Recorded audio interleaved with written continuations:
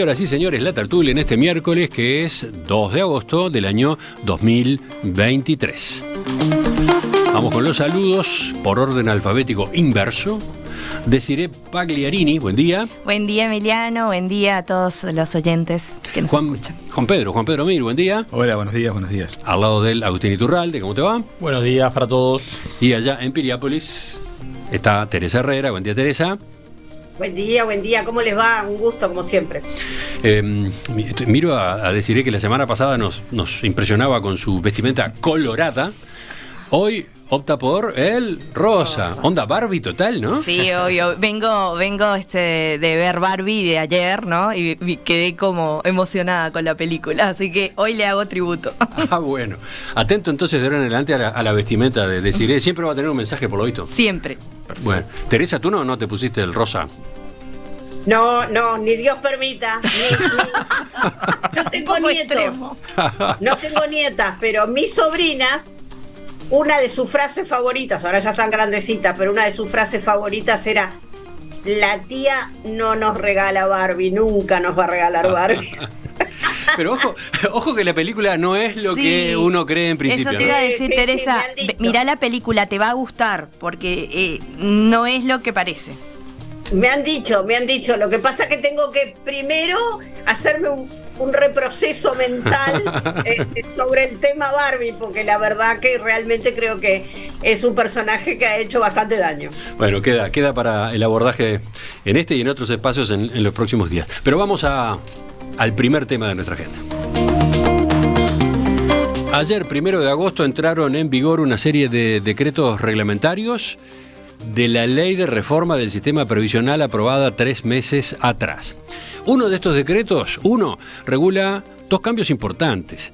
La jubilación activa, o sea, la posibilidad de que un trabajador del sector privado vuelva a la actividad después de jubilarse, cobrando al mismo tiempo la jubilación, y el retiro parcial flexible, que permite a la persona que ya tiene causal jubilatoria acordar con su empleador la continuidad en el trabajo con la condición de que reduzca al menos en una tercera parte la carga horaria y la remuneración correspondiente. Voceros del gobierno, como el ministro de Trabajo y Seguridad Social Pablo Mieres o el secretario de la Presidencia Álvaro Delgado, destacaron este cambio como una ampliación de derechos. En tanto, el presidente del Banco de Previsión Social, Alfredo Cabrera, comentaba esto mismo ayer acá en Perspectiva. Sin duda es un nuevo derecho, porque es lo que se consagra. En definitiva, no se consagra una obligación. O sea que en definitiva, la posibilidad de hacer algo que hasta ahora no se podía, formalmente es un nuevo derecho.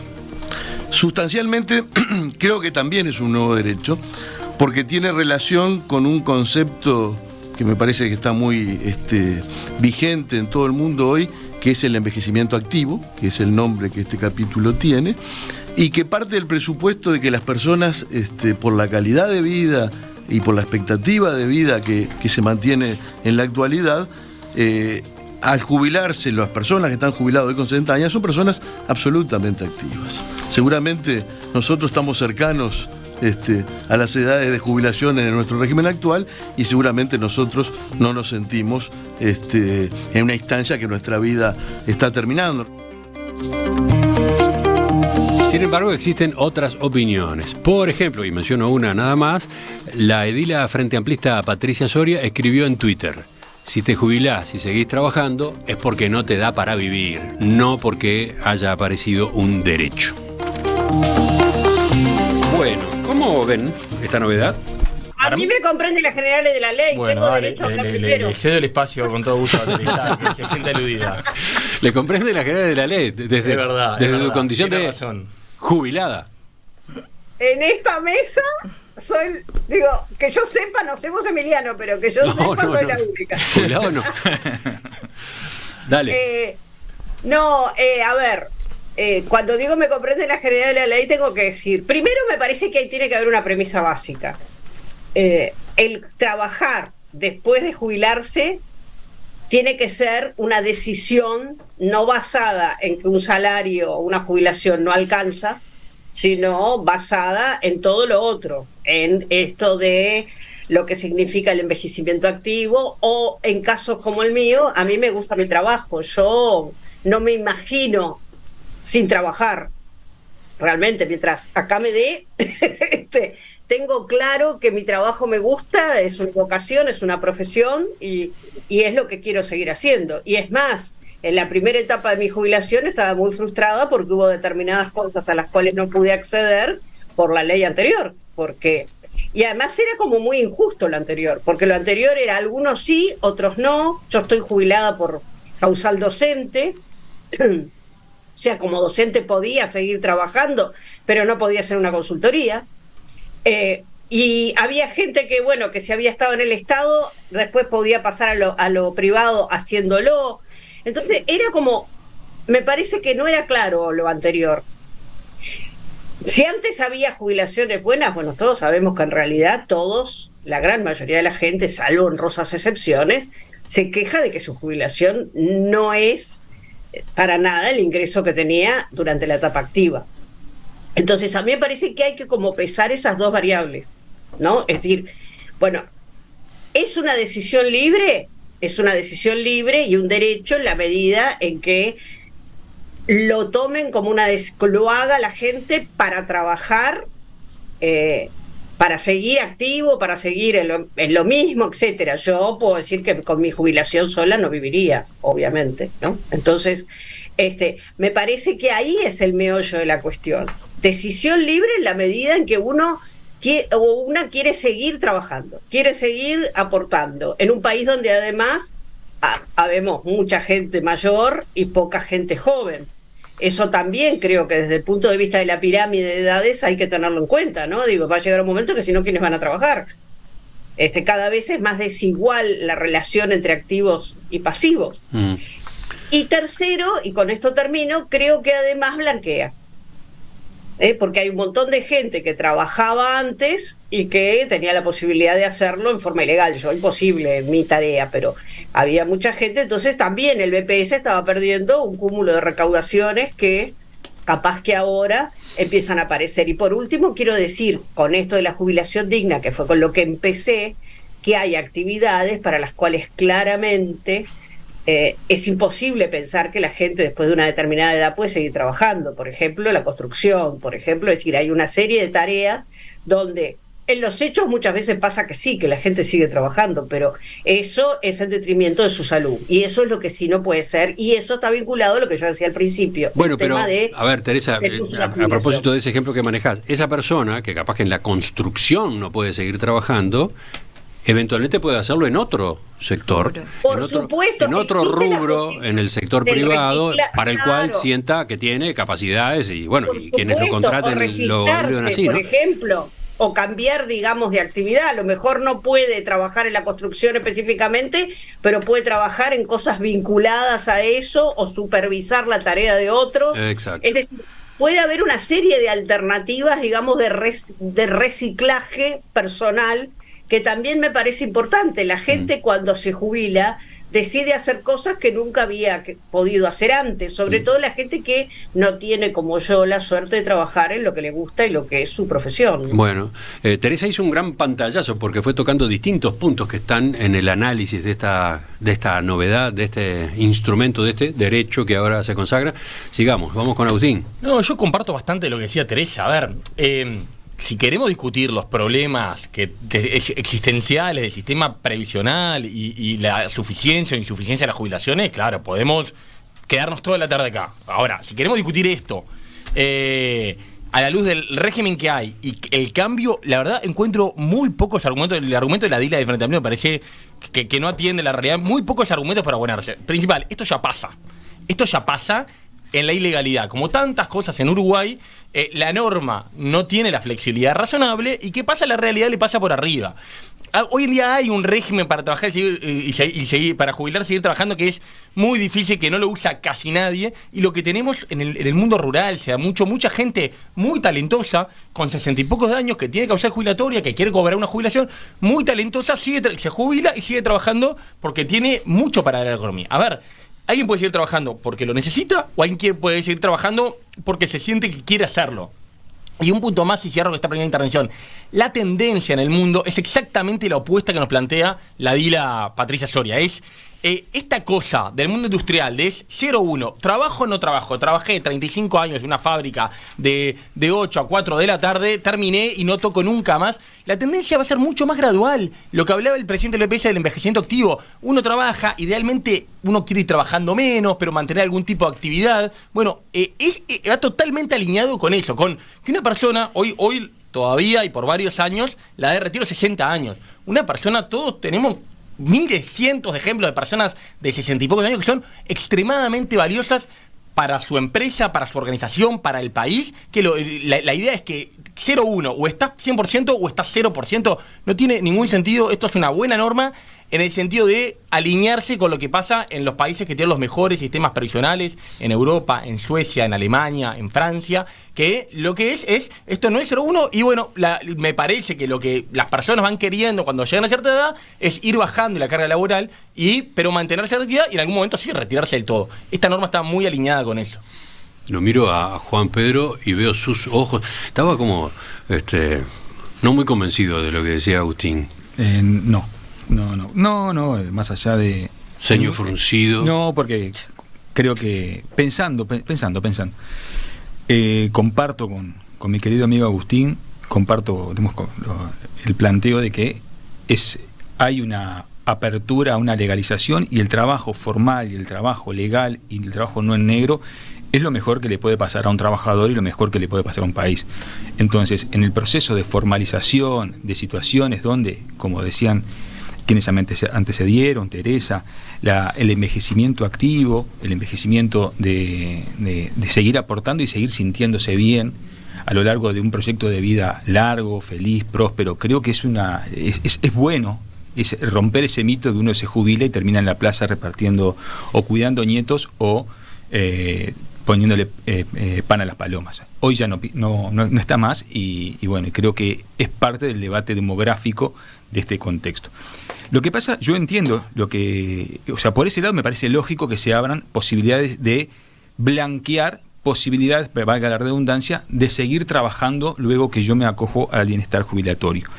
La contradicción que me viene con el argumento oficial es que, por un lado, estamos tomando modelos de servicios sociales como Francia, como Suecia, pero la realidad del Uruguay y la realidad de crecientes niveles de pauperización de los sectores que se van jubilando choca contra esa realidad. Entonces, Uruguay se perdió en la reforma provisional, se perdió la oportunidad, por ejemplo, de hacer un básico de ingreso mínimo digno para el conjunto de personas que se van a acoger a los beneficios jubilatorios. Entonces, realmente, más allá de grupos entre los que estamos en esta mesa, que van a tener a no ser que pase una catástrofe, vamos a tener un retiro medianamente digno, la enorme mayoría de la población va a tener, inclusive con estas reformas jubilatorias, un retiro que va a generar pauperización de sus condiciones de vida en el momento que lo va a tener. Entonces, Agustín al lado dice no. Eso realmente, no. Hoy cada día la gente se jubila con menos tasa de reemplazo, las rentas que tiene por el ahorro, y yo soy de la generación de AFAP, o sea, yo empecé mi vida laboral con las AFAP. Cuando uno ve, después de aportar durante decenas de años, lo que retiene por su retiro de acumulación de ahorro, es absolutamente misérrimo. Entonces, realmente ese futuro de una edad adulta en proceso de precarización es un debate. Creo que esta reforma jubilatoria, entre el que se establece, entre la que está, y ya termino, esta propuesta, hizo algunos avances con respecto a la situación anterior, entre lo que está, pero no tocó nodos gordianos que indudablemente van a tener que repensarse y van a tener que revisarse para la mejor calidad de vida de todos. Mientras los escuchaba iba mirando el WhatsApp y claro, hay una cantidad de mensajes. Una línea de mensajes está representada por este que voy a leer ahora. Dice Daniel, esta ley es absurda. Habiendo un montón de gurises que buscan trabajo sin éxito y nosotros fomentamos el trabajo de los viejos, obviamente la norma lo que tiene es una meta meramente recaudatoria, intentando formalizar situaciones de hecho en lugar de reprimirlas. Bien, me es imposible no responder, no empezar contestando.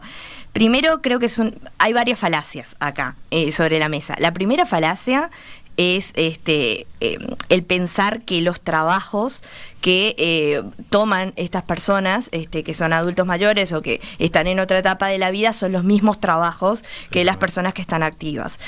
Muchas veces por cuestiones físicas, por cuestiones de agilidad mental o agilidad a nivel de sensorial y otras cuestiones que se van perdiendo con el tiempo, lamentablemente por un tema físico, por un tema biológico, los trabajos no están aptos para determinadas personas. Y al contrario, a la inversa, a veces por la inexperiencia, por falta de sabiduría, por falta de experiencia de vida y de conocimientos, tampoco determinada más activa puede tomar trabajos que son para personas que ya están en otro nivel de conocimiento en determinada materia o expertise. Entonces yo creo que esa es una gran falacia que deberíamos empezar a derrumbar, de que muchas veces, diría yo que un gran tanto por ciento, no se tocan los mismos trabajos. La segunda cuestión era lo que decía la edila del Frente Amplio, que obviamente es una falacia, por supuesto, pensar que todo el mundo que se jubila, como si hubiera una encuesta, si hubiera habido una encuesta específica, detallada, que arrojar esos datos, que todo el mundo que se jubila y vuelve a retomar actividad es porque necesariamente tiene un problema económico. Sabemos que hay mucha gente que está en esa situación, de hecho yo tengo familiares que están en esa situación, pero hay gente que también lo hace porque le atraviesan otras situaciones, le atraviesa el tema de no saber qué hacer con la inactividad, o que necesitan un paraguas social que se lo daba la actividad diaria, o que necesitan sentirse integrados de otra manera. Para mucha gente la inactividad derivada de la jubilación es algo nocivo, ¿no? Termina siendo nocivo. Exacto. Hasta hay riesgos de problemas de salud mental, etcétera. De hecho, a mucha gente son situaciones, no generalizo para nada, simplemente anoto que eso pasa. Exactamente. Entonces, así como yo no puedo generalizar lo que decía la edila, sobre porque necesariamente es por dinero, tampoco puedo generalizar lo otro, tendríamos que ver, ¿no? Pero había un concepto que había tirado Teresa que me parecía interesante, decía decisión libre. Perfecto, es verdad, si se crea un derecho significa que tiene que haber una posibilidad, y que la posibilidad tiene que venir de la mano de que la decisión de tomar esa posibilidad, de hacer uso y ejercer esa posibilidad, sea lo más libre posible. Ahora, realmente si somos puntillosos nunca termina de ser de verdad una decisión libre, porque como les decía antes, atraviesan factores o cuestiones que no tienen por qué ser queridas o deseadas. Por ejemplo, el tema que poníamos, Emiliano, de la salud mental. Estoy segura que la persona, si quisiera poder estar de otra manera a nivel de salud y decir, no me veo la necesidad de volver a trabajar para recobrar esa capacidad. Entonces, o sea, ojo con el tema de decisión libre, porque creo que es muy relativo, realmente es muy relativo. Ahora, esta nueva posibilidad lo que sí trae es, seguramente, o por lo menos eso quiero creer yo, el cambiar la precarización que hay hoy por hoy en algunos trabajos, que muchas personas que obviamente lo hacen en negro porque saben que no se puede, porque están impedidas, se ven muchas veces sometidas a situaciones de abuso o situaciones complicadas en donde saben que no pueden ir a recurrir a ningún lado porque están en una actividad hoy por hoy en negro y turbia no, pero digo, debajo de la mesa. Esto sería una de las razones por la que yo veo mucho más provechoso que suceda el blanqueo, porque finalmente se va a poder dar un estado de menos precarización. Entonces, cuando nosotros vemos algunos argumentos de la oposición que dicen justamente atender al trabajo precarizado y no sé qué, que se quejan en muchas situaciones de eso, bueno, esto vendría a ser una nueva posibilidad de que el trabajo no se precarice. Entonces, yo qué sé, a veces no viene bien nada, ¿no? Digo, si queremos hablar, como decía Agustín, de todos los pericuetos que tiene el sistema previsional, es otro tema, pero no le quitemos peso a esto y veracidad por lo otro. Bueno, hay varios que tienen sus intervenciones ahí pendientes, ya están listos. Un pequeño comentario nomás para debatir con Desiré. Los empleos, Desiré, que se generan no calificados, tienen la característica, entre otras cosas, que cada día exigen menos esfuerzo físico. Entonces, va de suyo que el día de mañana, entre otras cosas, empleos no calificados, como pueden ser en la expedición de alimentos, como puede ser estar atrás, o guardia de seguridad, que puede ser tareas vinculadas a la limpieza, la cantidad de tareas no necesariamente van atadas a una franja etaria. Entonces, indudablemente, una persona, la clave no es la edad, sino la calificación. Y es ahí donde van a ir los perfiles de jubilados, que van a ser la mayoría, que van a demandar un complemento en la jubilación, porque sí, porque la jubilación no les da, porque se jubilaron con muy poca tasa de retorno. Entonces, el tema no es la edad, el tema es cómo estos jubilados normalmente van a insertarse en un mercado laboral al que tienen, por supuesto, todo derecho como toda persona, pero la competencia es el ser de edad mayor no le va a impedir acceder a competir con los empleos de los jóvenes. Eso no es ni malo ni bueno, es un dato. Ya voy contigo, Teresa, pero antes creo que Agustín iba a agregar algo. En la línea de esta, a ver, dos cosas. Los puestos de trabajo no son finitos, no son 100 y les ocupa uno o el otro. Tienen una varianza y justamente que trabaje alguien, si viene un ingeniero aeroespacial a trabajar a Uruguay, no le quita el trabajo a nadie. Y yo ahí discrepo con mi amigo Juan Pedro, obviamente estamos generalizando y ahí la casuística es infinita, pero el tipo de trabajo, el desempleo en Uruguay es mayormente juvenil, porque el problema que tenemos es empleo de baja calificación y porque las personas de mayor edad no necesariamente ocupan puestos de trabajo de profesionales, pero sí que por su experiencia cumplen otro tipo de funciones a las organizaciones. A lo largo de la vida laboral la gente se va moviendo y va cumpliendo. Eso uno. Y dos, a ver, ¿qué fue esta reforma previsional? Muy sintéticamente, ¿no? Esto es una puntita que no es el corazón de esta reforma, ¿no? Esta reforma fue tres cosas, básicamente. Fue aumentar la edad jubilatoria, homogeneizar las condiciones jubilatorias de los distintos regímenes, y la tercera, muy importante, que es la que se habla menos, y ahí por eso yo discrepo con una cosa que dijo Juan Pedro hace un rato, fue reconcentrar los subsidios mucho más abajo que en el medio y arriba. El sistema jubilatorio en Uruguay, como tantas cosas, era sobre todo un gran subsidio a las clases medias y medias altas, de las cajas, de las llamadas cajas profesionales, bancarias, militar, bla, bla, bla, bla, pero también de los trabajadores y esto lo que es, la reforma es donde sin duda mejoran las jubilaciones y donde no hay todas las cuentas dan que mejoran, es en los sectores más bajos, que no alcanza, que puede ir faltando sin duda, tenemos un problema. También el problema más grande que tenemos, y lo hemos hablado infinitas veces en esta mesa, es con los niños y los jóvenes, ¿no? La pobreza entre los viejos en Uruguay es 2%, y entre los niños es 20%. Es la brecha más grande de América Latina de pobrezas por edades. Entonces, sí, obvio, comparto todo, pero la prioridad del Uruguay, la urgencia, no está ahí. Teresa, ahora sí. Sí, yo varias cosas. Primero, decir cuáles son los acuerdos y los desacuerdos. Estoy de acuerdo con Juan Pedro de que la oportunidad de la renta básica en esta reforma se perdió y es una pena, ¿no? Porque eso está vinculado a lo que yo decía al principio, ¿no? Una renta digna que signifique que la gente, cuando toma la decisión de reinsertarse en el mercado de trabajo, sea con la mayor cuota de libertad posible, aún reconociendo también lo que decía Desiree de la casuística enorme, ¿no?, que hay sobre esto, y bueno, y tú mismo, Emiliano, ¿no? Digo, bueno, las decisiones que se toman para reinsertarse en el mercado de trabajo pueden ser de las más variadas y además puede ser reinsertarse en otra actividad distinta. Con respecto a la competencia, entre comillas, por edades o por franjas etarias, ahí yo creo que los números son claros. El problema básico que tenemos no es si los adultos mayores competimos con los jóvenes. El problema es la falta de formación de los jóvenes. El problema es otro.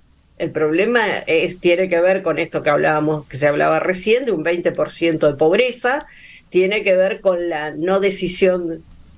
Yo hoy había pedido hablar de la infancia, tiene que ver con la no decisión justamente de las problemáticas que tenemos en la franja etaria más chica, que además es más chica en todos sentidos, porque no solo más chica en edad, sino más chica en tamaño. Somos un país con poca gurizada, y la poca gurizada que tenemos todavía no la cuidamos, ni la capacitamos, ni la atendemos como la debemos atender. Y bueno, entonces el desempleo juvenil, así como el desempleo de mujeres que son jefas de familia, que no están tan bien, que no han tenido la posibilidad de formarse, distinto a otras mujeres que hemos tenido la posibilidad de tenerlo. Me parece que todas esas variables hay que cruzarlas para poder entender cuáles son las soluciones en términos de la masa laboral actual. Y también tenía razón Juan Pedro con lo que decía del tema de que hoy en día, cada vez más, con la ayuda de la tecnología, el cuerpo cada vez se involucra menos en el determinado tipo de tareas. Entonces, pero eso también implica tener mayor capacitación para realizar ese tipo de tareas. Hay varios oyentes que van por el lado de los números, por el lado del ingreso, ¿no? Dice, por ejemplo, Jorge, ¿dónde está el mensaje? El centro del problema es que a los 65 años la persona se va a jubilar con 50% del salario. Otro, que va por ahí también, es el mensaje de Susana, que dice, soy docente, estoy a punto de jubilarme luego de 40 años de aporte. Cuando en la consulta en el BPS me informaron el monto estimado que voy a cobrar, casi me da un ataque. Después de tantos años de trabajo, asimilar todo lo que deberé resignar, y no estoy hablando de lujos, todo lo que deberé resignar me angustia profundamente. Bueno, perdón. Ahí hay todo un tema cultural también, que ya no lo podemos cambiar para la gente que se jubiló y que está por jubilarse o que está relativamente próxima a jubilarse. Eso es una realidad y bueno, muy, muy difícil que podamos, ahí tendremos que implementar otro tipo de políticas y otro tipo de medidas. Pero es real que sí deberíamos empezar a reformular la manera en que ahorramos, en que invertimos los jóvenes por lo menos, o los de determinada mediana edad, para futuro. O sea, entender que el BPS quizás no es la solución para todo el mundo, sí lo puede ser para una gran masa de trabajadores, pero no debería ser la solución genérica para todo el mundo. Estamos hablando en estos casos de BPS más AFAP, ¿no? BPS más AFAP, pero yo diría que tendremos que empezar a tener un poco más de cultura en inversión, en ahorros personales, en otro tipo de resguardos económicos que nos permitan llegar a determinado momento de nuestro retiro con una dignidad básica, y también apelando a tratar de mantener ese estilo de vida que teníamos para poder, pasar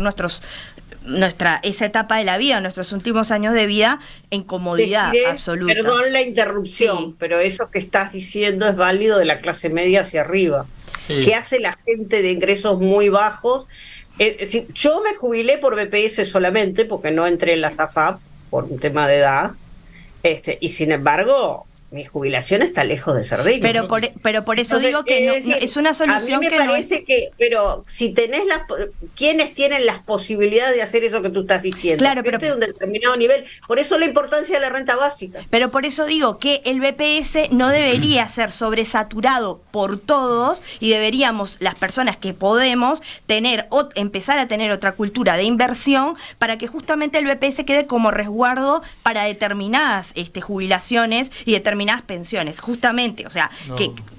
Nos movimos un poco del tema, sí, pero comparto con Desiree, a ver, justamente, creo que y comparto con Teresa también lo que dice.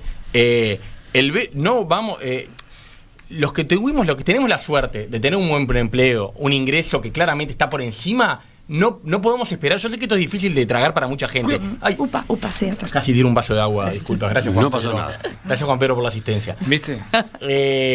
Esto es difícil de tragar y es difícil, pero las jubilaciones en este país están subsidiadas prácticamente todas. Y todos los que dicen, no, yo trabajé, hagan una cuenta simple de cuánto es, qué proporción de su salario aportan, y esperen cuántos años les quedan vivir después de jubilarse.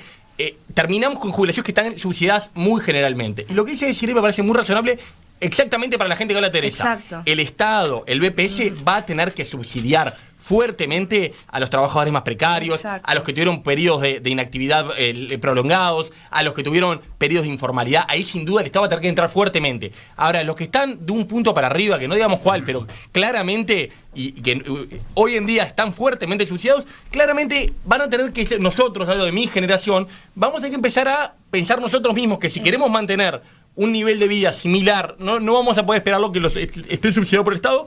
Y lo que dice Desiree me parece que va a ser clave. Y bueno, tenía una cosa más, pero no me acuerdo. Juan Pedro está listo, sí. Los escuchamos y vamos completando por hoy. Dos cositas. Porque esta discusión es difícil, efectivamente se ramifica, ¿no? Va por varios lados, nos costó quedarnos en el nudo. Una cosita, no entiendo bien, cuando todo el mundo dice renta básica, ya han varias referencias. En Uruguay hay una pensión a la vejez hace muchísimo tiempo. En Uruguay una persona mayor de 70 años siempre tiene, si no tiene ningún otro ingreso, tiene algún ingreso, debería ser mayor, pero eso no entiendo bien cuando dicen renta básica, como que acá no hay algo universal a la vejez, no entiendo bien a qué se refieren. y de vuelta, esta reforma jubilatoria reforzó ese tipo de prestaciones. Tratando de ser breve, dos cosas. Primero, cuando quiero problematizar con sumo respeto cuando se afirma que el problema de los jóvenes es que están menos formados y que por eso no ingresan al mercado laboral. La encuesta continua de hogares nos marca que cada generación está más formada que la precedente. Por lo tanto, no sería, yo problematizo vuestra afirmación en el sentido de que el problema no sería la formación para el desempleo juvenil, porque estos jóvenes de 25 años están más capacitados, tienen más educación formal, incluso tienen habilidades que sus padres no tenían. Entonces, hay otros elementos de capital social que intervienen ahí, entre otras cosas, en la que tiene que ver con la pertenencia y la distribución de la pobreza en la juventud, que tienen que ver con su incapacidad o su expulsión del mercado laboral. Eso es lo primero. Y lo otro, brevemente, creo que vivimos países distintos. Yo verdaderamente, cuando ustedes, estimados amigos, afirman que una persona tendría que pensar para jubilarse, pero eso es un país de un 15%. El conjunto de la población, esta colega que fue a la caja de jubilación y a la caja de jubilaciones y después de 40 años de aporte se ve jubilar con 45.000 pesos, es también, yo no le puedo pedir a esa colega que lo que es haber pensado culturalmente, no, es una persona... Bueno, pero yo no se lo pido, Juan Pedro, no, por eso yo hablé a futuro y de determinado rubro de gente. Pero decirle, lo dijiste después que la colega estaba planteando eso. Lo dijiste después de la afirmación de la colega que después de 40 años de trabajo se enfrentaba a ese mundo. Creo que, me parece que tenemos distintas sensibilidades. Creo que da para seguir hablando. El tema de la seguridad social es un tema central y no contrapongo al tema de cuidar a la seguridad social con respecto a las políticas de infancia y adolescencia. Da para otra mesa y a la cual. Pero justamente, perdón, yo quiero hacer una aclaración, porque ahí Juan Pedro dice, es un tema de sensibilidad. No significa ser poco sensible con la persona que expresó ese mensaje. Primero, porque lo que estaba diciendo era una hipótesis a futuro. Tendríamos que replantearnos a futuro, no ni siquiera para las generaciones medianas en el tiempo. Y lo segundo, que me parece muy importante, justamente por un tema de sensibilidad, la gente que hemos tenido determinados privilegios que nos permiten invertir de otra manera, deberíamos ser los que ayuden a sacarle peso al BPS para que quede para la gente menos protegida. Justamente por eso, en vez de seguir sobrecargando al BPS, los que tenemos más privilegios, ir por otro lado para que el BPS quede completamente para la ayuda de los que sí necesitan. En tu discurso, Jorge Valle le ganó a José Valle de Ordóñez. No, perdón, pero ¿de qué manera? Sí, pero ¿de qué manera? Estás corriendo del Estado protector a un Estado... El Estado protector para la gente que necesita. ¿Para qué le voy a dar? Perdón, ¿para qué le voy a dar el Estado a la gente que no necesita? Te corriste de José Valle de Ordóñez. Pero bueno, no me estás decidiendo explicar por qué, Juan Pedro. Yo también quiero hacer una referencia, Juan Pedro, pero a ver, los privilegios que tiene la caja bancaria, vamos a nombrar, la caja militar, la caja bancaria, la caja de funcionarios, en este país, esos, querer proteger, si el modelo de protección es seguir subsidiando con el IVA de la gente que no pisa la universidad, a los privilegios de los bancarios, de los militares y de los profesionales. Que no necesitan. Bueno, no sé. Que no necesitamos, porque me incluyo. En un rubro profesional me incluyo, porque yo no necesito estar exprimiendo al BPS y sacándole oportunidad a personas que sí necesitan el BPS. ¿Por qué lo voy a hacer? Me parece mucho más ballista, yo colaborar y cooperar para que el BPS quede a absoluta disposición y recursos de la gente que sí necesita. No estar yo subsidiándome que no lo necesito, que soy una profesional. Miren para dónde salimos del debate. Son 2 o 3 discusiones juntas a las que vamos a volver. Continuamos en la tertulia, cambiamos, vamos al segundo punto del orden del día.